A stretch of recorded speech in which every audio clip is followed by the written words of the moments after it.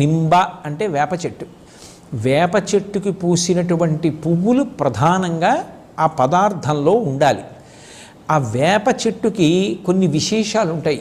ఆరోగ్యాన్ని ఇవ్వగలిగినటువంటి చెట్టు ఏది అంటే వేప చెట్టు. అందుకే నింబవృక్షం గురించి వ్యాఖ్యానం చేస్తూ అమరకోశం ఒక మాట అంటుంది, వేప చెట్టుని ఆశ్రయించి ఉండడం, వేప చెట్టు కింద పడుకోవడం, వేప చెట్టు యొక్క గాలి పీల్చడం ఆరోగ్యానికి పరమకారణములై ఉంటాయి.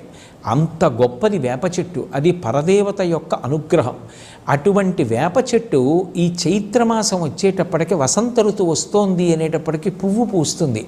ఆ పువ్వులో విశేషమైనటువంటి రోగ నిరోధక శక్తి ఉంటుంది, ఆ క్రిమి సంహారక శక్తి ఉంటుంది. అటువంటి వేప పువ్వుని నీటిలో కలుపుతారు. తద్వర్షాదౌ నింబసుమం శర్కరాం లఘృతైర్యుతం